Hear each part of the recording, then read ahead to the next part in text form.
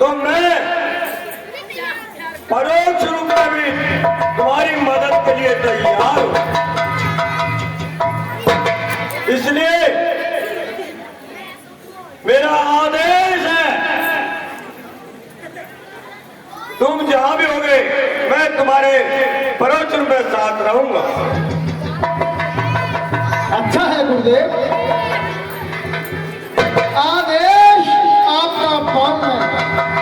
मैं राजभवन को जाऊंगा, भोगी से योगी बनाओ से इस आसन पर बैठाऊंगा। ये मेरी प्रतिज्ञा है गुरुदेव। ठीक है। जय गुरु मच्छंद्रनाथ की, जय गुरु गोरखनाथ की।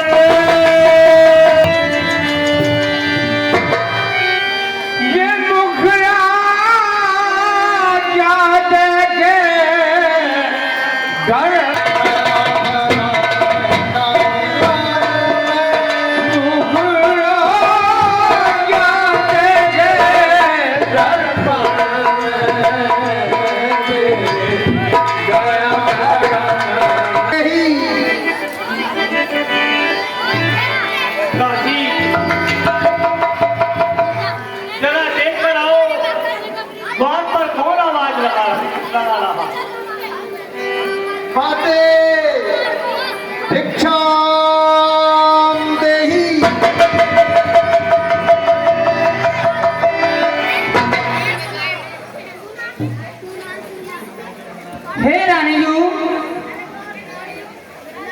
कोई भिक्षा मांगने कोई साधु आया है?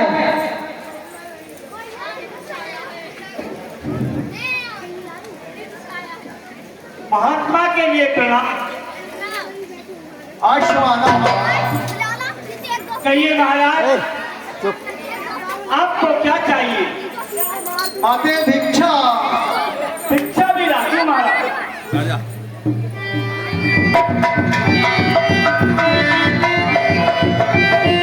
नहीं नहीं नहीं नहीं। और आपको क्या चाहिए? हीरे मोती, ये भूषण क्या चाहिए महाराज? माते नहीं चाहिए हीरे मोती, नहीं चाहिए अनुराग, और इस साधु को तो चाहिए केवल तेरा सुहाग। ये आप कैसी भिक्षा मांग रहे हैं? क्या कहीं ऐसी भिक्षा कहीं होती है? हाँ माते, मैं तेरा सुहाग लेने आया हूँ भिक्षा में। नहीं महाराज, ये भिक्षा नहीं होती। कहीं ऐसी भिक्षा कोई साधु त्याग दूंगी, पर है होगा काली बाबा, मैं सुगन सुहाग नहीं।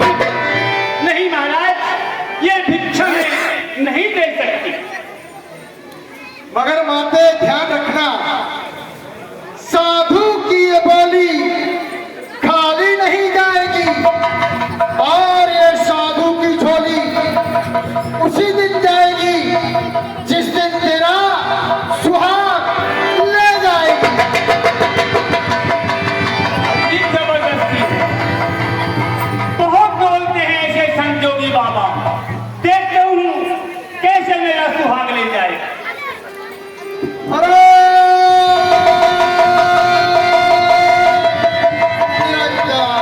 खबरदार, होशियार खबरदार,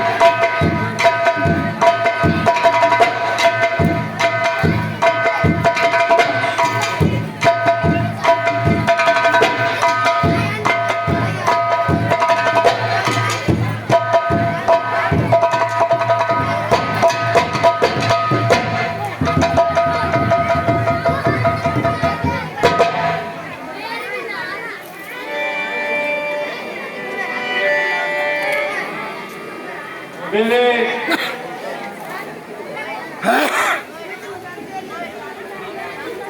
कवियों में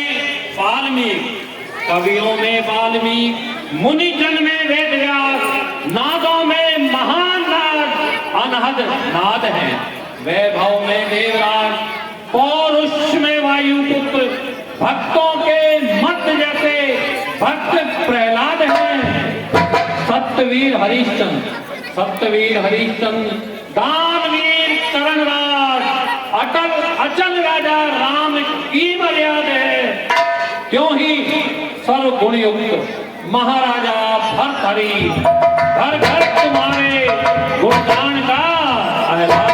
जय हो उज्जैनी के नरेश महाराजा भर्तहरि की जय हो। मेरे प्रिय राज्य कर्मचारी गणों, काम को अपनी सुंदरता पर, समुद्र को अपनी गंभीरता पर, वज्र को अपनी कठोरता पर और वायु को अपनी तीव्रता पर जितना गर्व होता है, मेरे प्यारे कर्मचारी गणों, वैसे ही मुझे तुम्हारे ऊपर गर्व है।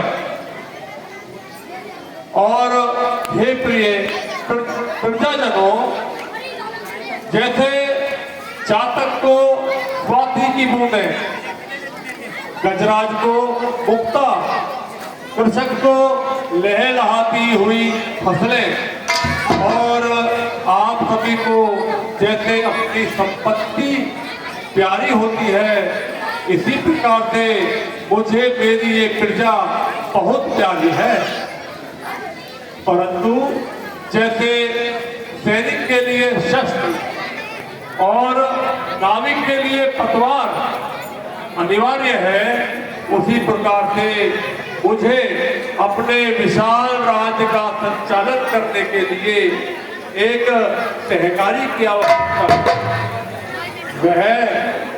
वह मेरे अनुज प्राणों से प्यारे छोटे भाई विक्रम, मैं घोषणा करता हूं कि विक्रम ही मेरे राज्य का उत्तराधिकारी होगा और विक्रम को मैं आज युवराज पद देता हूं। आशा है कि आप सब सभासद इसका समर्थन करेंगे। जय जय युवराज विक्रमादित्य की जय। लक्ष्मण सा, सुंदर सा, पारिजात सा, मनु जी का जिसका प्रसिद्ध पांडित्य है, बलि भीमसेन सा, प्रतापी कृष्ण चंद्र जैसा विश्व विख्यात जिसकी वीणा लालित्य है, राज्य का हितैषी, दया निधान, प्रेम पात्र, कृपा पात्र, प्रजा का जो नित्य है, विक्रम है जिसका आदित्य के समान को ज्ञात हुआ आज से विक्रमा।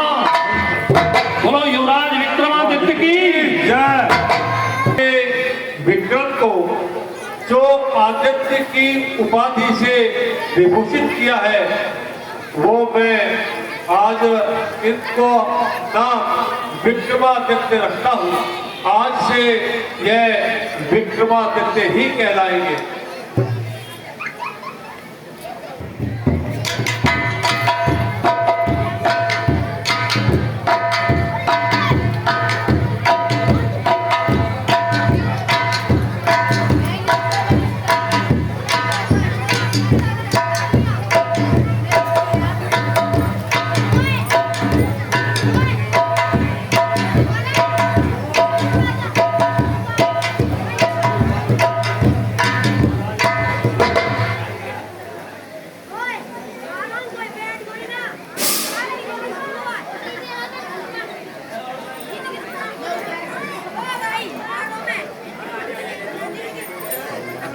के लिए युवराज की महाराज, ब्राह्मण की शोभा विद्या में, वैश्य की शोभा धन में, सागर की शोभा लहरों में, मोती योगी की शोभा महलों में है, योगी की शोभा सूत्रों की शोभा सेवा में, योगी की सेवा हम में।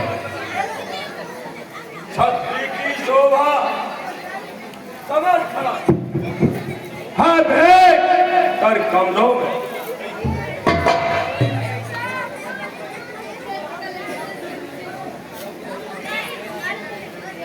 सेवा का तारतम्य ही आमरण रहे, यह राम राज्य आपका तारण तरण रहे।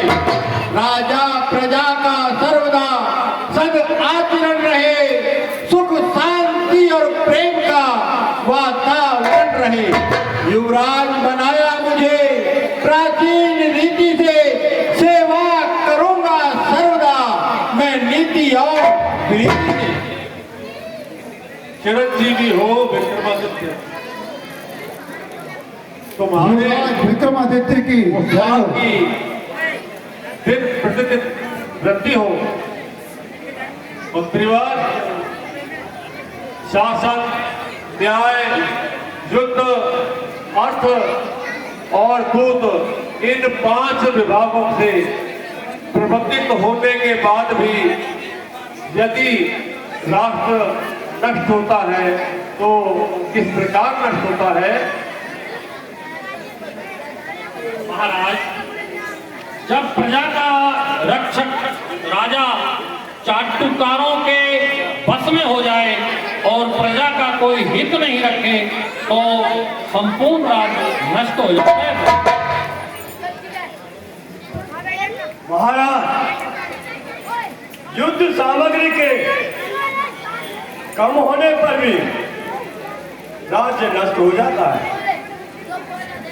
महाराज, मेरे विचार से प्रजा के असंतुष्ट और संतुष्ट होने पर बहुत अच्छा।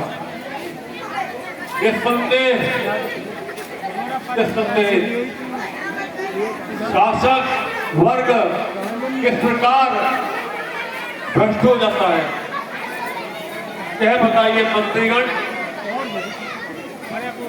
महाराज, शत्रु यदि अधिक बलवान हो तो उस पर भी जो है शासन प्रजा रुष्ट हो जाती है। महाराज, यदि प्रजा पर ऋण का, टैक्स का अधिक कर का बोझ लगा दिया जाता है तो उससे भी प्रजा असंतुष्ट हो जाती है। बहुत ठीक कहा। दोष इस प्रकार दूर किए जाते हैं।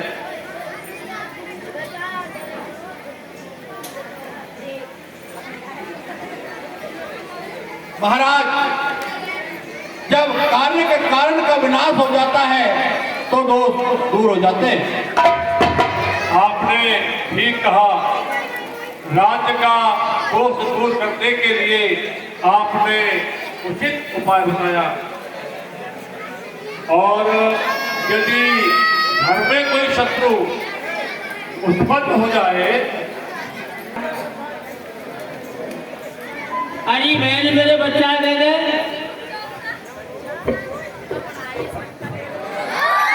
अरे चौथे पर में बड़ी मुश्किल से हो यार, वो दे दे बहन ले मत जा। और का ओए दे मेरो बच्चा मैं तो क्यों दे दूं? तेरा बच्चा है? हाँ मेरो है। तेरे कभी दूसरी की बच्ची हुई है क्या? जब मेरा बच्चा है तो पता कैसे हो बच्चा? हाँ हम वही का पता इस बच्चे में महाराज के चरणों की जीवन की जयकार हो। मेरी एक अबला की पुकार सुनिए। ये मेरे बच्चे को जबरदस्ती लेके आई है महाराज, इसका फैसला करिए, न्याय करिए। बताइए तुम्हारा कोई साक्ष्य है कि मेरी साक्षी तो मेरी गोद है कि मेरा पति है कि परमेश्वर है और कोई नहीं है महाराज। महाराज मेरी गोद में तो बच्चा है। तेरा बच्चा आई? हाँ मेरो है। कि तेरा बच्चा है? पूरे 12 महीना लगे एक बालक बनाने में। कैसे हो तो बता बच्चा? कहती है कि बच्चा मेरा है। ये झूठ बोलती है महाराज, मेरा बच्चा है। महाराज जी ये झूठ बोल रही है, बच्चा मेरा है। झूठ बोलती है, मेरा बच्चा है। मुझे यह न्याय करना है। जैसे विपत्ति में बछड़े को देखकर कभी भी गैया नहीं छुपेगी कि आग छाती में बांके लगती है, नहीं छुपेगी, नहीं छुपेगी। हे बदिक, इस बच्चे के 2 टुकड़े कर दो। एक भाग इसे दे दो और एक भाग इसे दे दो। नहीं महाराज, मेरे बच्चे के 2 टुकड़े मत कीजिए, इसी को दे दीजिए।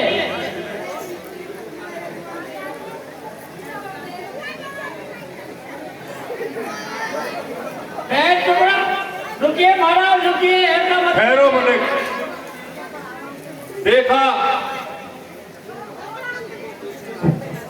यह है सच्ची माता। इसकी पहचान, इसकी आत्मा की आवाज। माता अपने लाल को अपनी आंखों के सामने नष्ट होते नहीं देख सकती। ध्यान से स्पष्ट हुआ। तेली दरबार में आना चाहता है, उसको से सम्मान लाया जाए। जैसा आपकी आज्ञा महाराज।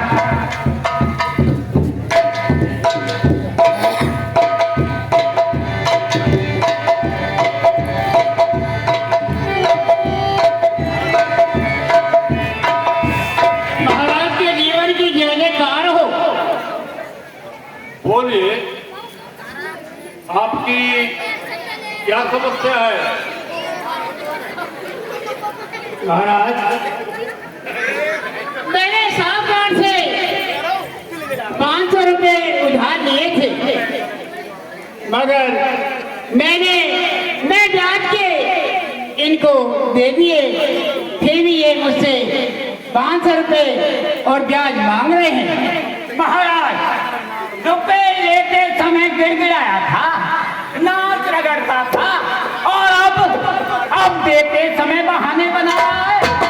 सेठ जी, भगवान की दया से सेठ जी, मैं बहाना बना रहा हूँ। देखो, ये राज दरबार है, महाराजा भट्टी का दरबार है, इसमें आप झूठ ना बोले। झूठ? अरे झूठ मैं बोल रहा हूँ कि तू बोल रहा है। सेठ जी, तूने कोलू के लिए मुझसे पैसे लिए थे और आज तक दे नहीं रहा है, भगवान की दया से। सेठ जी, मैंने कोलू बनाने के लिए 500 रुपये उधार लिए थे, मगर मैंने 500 रुपये और ब्याज आपको लौटा दिए। अरे तो मैं कब ज्यादा मांग रहा हूँ भगवान की दया से। सेठ जी, मैंने वो 500 रुपये आपको देकर दिए, फिर अन्याय क्यों कर रहे हो? अरे फिर वही बात, मुंह सवाल करके बोल। ये राज दरबार है, राज दरबार, कोई गली मोहल्ला टोला नहीं है, समझ गया? भगवान की दया से। सेठ जी, सच्चे के लिए राज दरबार और मोहल्ला टोला एक समान ही होता है, मगर मैंने आपको जो पैसे दिए, मैं सच्चा हूँ, आप झूठ बोल रहे हैं। अरे फिर वही रट लगाया जा रहा है।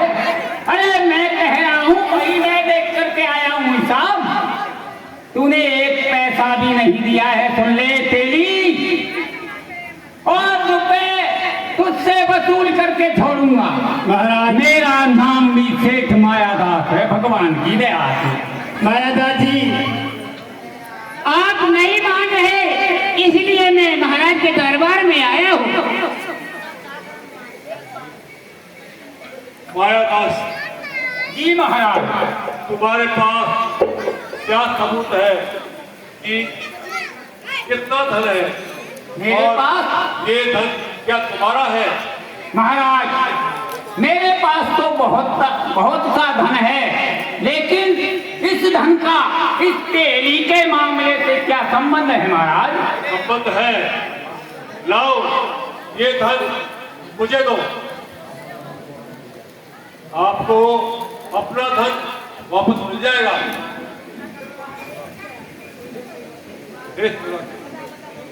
एक पात्र में चल लेके आओ।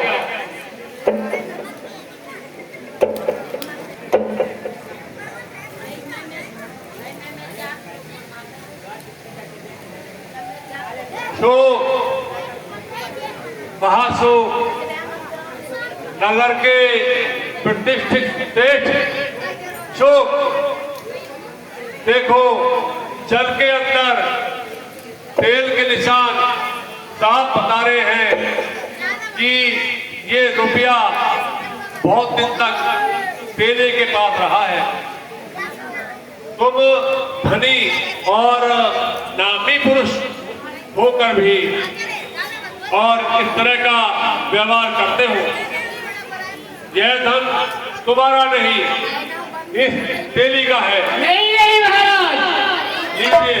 ये धन मेरा नहीं है महाराज ये तेल के निशान इसलिए है जो मैंने इनको 500 रुपए दिए थे वो इस माया में इस पैसे में मिक्स है, इसलिए वो जो मैंने पैसे दिए थे वो इसमें तेल के निशान आ गए महाराज, मेरा नहीं है।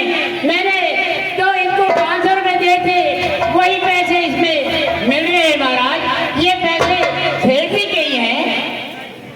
देखो देखो देखो सेठ मायादास, यह तेली वर्ण में नीचा है लेकिन ईमान में कितना ऊंचा है। एक प्रतिष्ठित नागरिक, कितना अपमान हुआ, इसके लिए यह दंड पर्याप्त है। नारायण के हृदय में निर्णय का सत्य छलक आया, सच्चाई छुपी नहीं, आखिर जल में भी सत्य झलक आया।